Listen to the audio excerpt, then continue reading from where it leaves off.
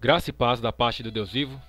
Queridos, mais uma vez nós estamos aqui para dar sequência na nossa leitura do livro Por que Tarda o Pleno Avivamento, de Leonard Ravenhill. Nós estamos agora no capítulo 8, o qual traz o título Crentes Incrédulos. E começa assim: qualquer dia desses, uma pessoa bem simples vai pegar a palavra de Deus, lê-la e crer nela. E aí nós todos vamos ficar muito envergonhados.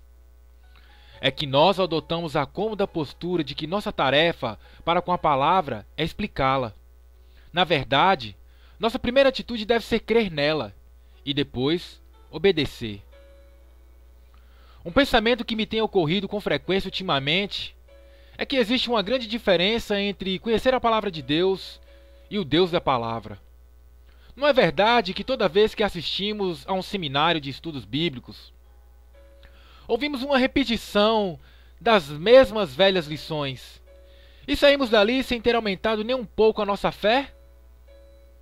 É possível que Deus nunca tenha visto um grupo de crentes tão incrédulos como os dessa geração. Como isso é humilhante! Será que estamos como que deslumbrados com a riqueza espiritual? Talvez sejamos como um marinheiro, pobretão que cruza o Atlântico e fica alucinado, magnetizado ao pensar que ali embaixo está o navio Lusitânia, com muita riqueza em seu bojo, que ele poderia pegar para si. O único problema são os metros e metros cúbicos de água que os separam dele. Do mesmo modo, a Bíblia, que é o talonário de cheques do crente, que lhe é dado pelo Senhor da glória, garante: tudo é vosso, e vós de Cristo, e Cristo de Deus. Estou me sentindo fortemente insatisfeito com a pobreza espiritual que nós, os crentes, estamos vivendo na atualidade. Quantas vezes vamos a uma reunião de oração e ouvimos uma frase tão comum: Senhor, tu podes fazer isso? Referindo-se a um determinado pedido. Mas tal afirmação é fé? Não. É apenas o reconhecimento da onipotência de Deus. Eu creio que o Deus vivo, o Senhor da glória, pode transformar essa escrivaninha onde estou escrevendo em ouro maciço, transformar água em vinho ou madeira em ouro. É coisa que está dentro da capacidade dele. Mas ele transformou água em vinho quando houve necessidade disso. Neste momento, por exemplo, $1 milhão me seria muito útil e não gastaria nem um centavo para mim mesmo. Nem teria do que me envergonhar naquele dia. Na verdade, temos muitas necessidades desse dinheiro. Mas afirmar que ele pode fazer a madeira se transformar em ouro não opera a transformação. E assim eu fico sem o dinheiro. Mas se pela fé eu disser, ele irá transformar essa mesa em ouro, aí o problema estará resolvido. Todos nós sabemos que o maior destes, fé, esperança e amor, não é a fé. Mas por que ignorar o que é o menor? Onde é que se vê a fé genuína hoje em dia? O que se vê é um mascaramento da fé. Um apelo que se ouve com frequência é: cremos que Deus deseja que estendamos a transmissão de nosso programa a mais 10 estações de rádio. Estamos esperando dele os fundos necessários para isso. Então, irmãos, escrevam-nos o mais breve possível. Isso pode até ser uma afirmação da fé, só que com indiretas. E não é dirigida apenas para Deus. Nós, os crentes, gostamos muito de citar superficialmente aquele versículo: e o meu Deus, segundo a sua riqueza em glória, há de suprir cada uma. Que palavras extraordinárias! de vossas necessidades. Filipenses 4:19. Mas será que realmente acreditamos nele?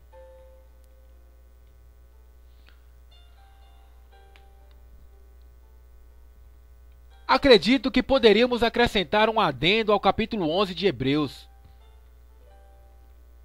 Sem querer com isso diminuir o valor dele, incluindo nomes como o de Hudson Taylor, fundador da missão do Oriente na China, George Miller, Rhys Owens e outros que pela fé realizaram grandes feitos.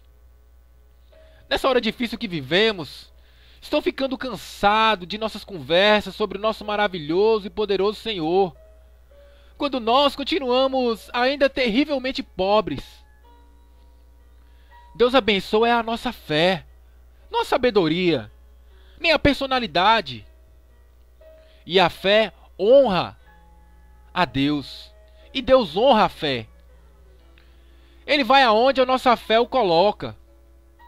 Num certo sentido, que creio todos podem entender, a fé situa Deus aqui ou ali.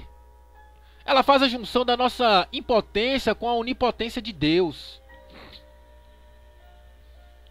A ciência já rompeu a barreira do som. E a sociedade que nos cerca, uma sociedade permissa, sequiosa de prazer, clama para nós, que também já rompeu a barreira do pecado. Agora, vamos nós também, com a ajuda de Deus, com fé simples, firme, vamos romper a barreira da incredulidade. A dúvida retarda a ação da fé e até a destrói. Mas a fé também destrói a dúvida.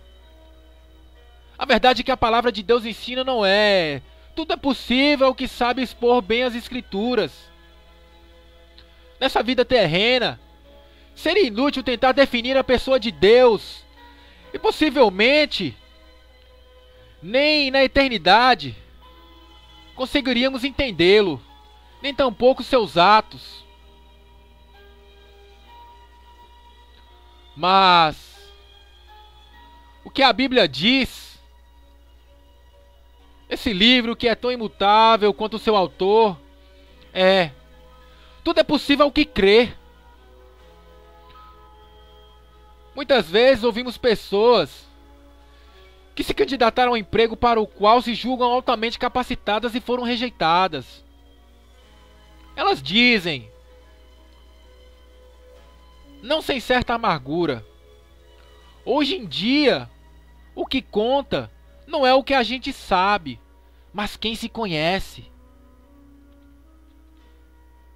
Não pretendo entrar no mérito da questão com relação ao mundo dos negócios, mas tenho certeza de que no plano espiritual é a mais pura verdade. Os fatos que sabemos sobre Deus nesses dias dão para encher uma biblioteca. Não queremos com isso depreciar o verdadeiro conhecimento, e menos ainda a sabedoria que vem lá do alto. Mas conhecer fatos sobre Deus é uma coisa, conhecer a pessoa dele é outra muito diferente. Paulo não tinha nada, e no entanto possuía tudo. Que sublime paradoxo! Que abençoada pobreza! Esse grande homem era espiritualmente riquíssimo. O fato de estar edificando o reino de Cristo e de estar escrevendo os oráculos de Deus nunca lhe subiu a cabeça. E a despeito de tudo que fez, já quase ao fim da sua carreira, ele diz: para conhecê-lo e o poder da sua ressurreição e a comunhão dos seus sofrimentos, conformando-me com ele na sua morte. Filipenses 3:10. O maior empecilho que existe para os crentes, para que os crentes transformem em realidade, diante dos olhos do mundo, as promessas de Deus, é esse nosso desprezível ego. Mas Paulo declara que seu antigo senhor, o ego, foi destronado. E o que é melhor, foi anulado na cruz. Gálatas 2:20. Então Cristo pode ser entronizado em sua vida. E para que nos purifiquemos e estejamos preparados para que Ele assuma o controle, é preciso que o egoísmo, a autocompaixão, a justiça própria, a autossatisfação, a importância própria e tudo que tem a ver com o ego sejam entregues à morte. Não importa quem nós somos, nem o que nós sabemos. O que realmente importa é o que somos diante do inescrutável Deus. Se desagradarmos a Deus, não importa a quem vamos agradar. E se agradarmos a Ele, não importa a quem vamos desagradar. Aquilo que podemos chegar a ser pela nossa união com Cristo é uma coisa, mas aquilo que somos é outra coisa muito diferente. Encontro-me profundamente insatisfeito com o que sou. Se você está satisfeito, então tenha compaixão desse seu irmão mais fraco e ore por mim. Existe um tipo de fé que é natural, intelectual e lógica. E existe também a fé que é espiritual.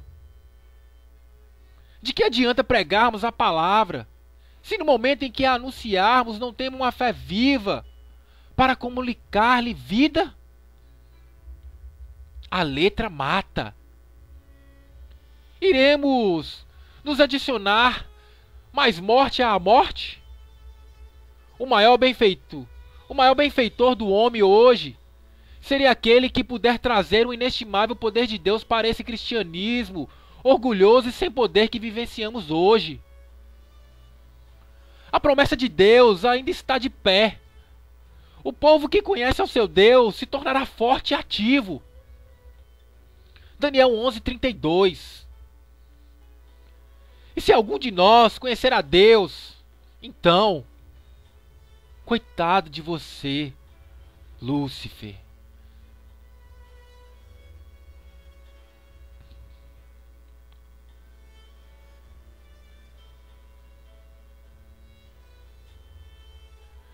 Enquanto a liderança espiritual não voltar a ser ocupada por homens que preferem a obscuridade, continuaremos a presenciar uma constante deterioração da qualidade do cristianismo popular.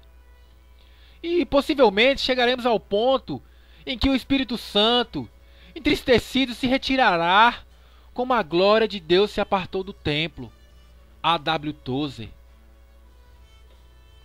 Nenhum homem é plenamente aceito enquanto não for, antes de tudo, totalmente rejeitado. Autor desconhecido. Não me gabo de nada, a não ser da cruz de Cristo, pela qual o mundo foi crucificado para mim, e eu fui crucificado para o mundo. Tradução da versão inglesa de Moffat, Gálatas 6,14. Se eu tivesse 1000 cabeças, preferiria que fossem todas cortadas, do que vir a retratar-me. Lutero, na Dieta de Worms. Não temo a tirania dos homens, e muito menos as mentiras que o diabo vem a inventar contra mim. João Knox. E quanto à verdade, não podemos abandoná-la, mesmo que isso implique na perda da nossa vida, pois não vivemos para essa geração, nem para servir aos príncipes, mas nós vivemos para o Senhor. Zwinglio. Glórias a Deus. Queridos, termina aqui mais uma leitura de um capítulo do livro de Leonard Ravenhill, Por que tarda o pleno avivamento. Esse foi o capítulo 8. Depois nós estaremos lendo o capítulo 9, que traz como título Precisa-se profetas para o dia do juízo. Espero que vocês estejam sendo abençoados com a leitura desse livro e que Deus possa estar nos abençoando, que Deus os conforte e lhes guie no seu caminho Muito obrigado e fiquem com Deus.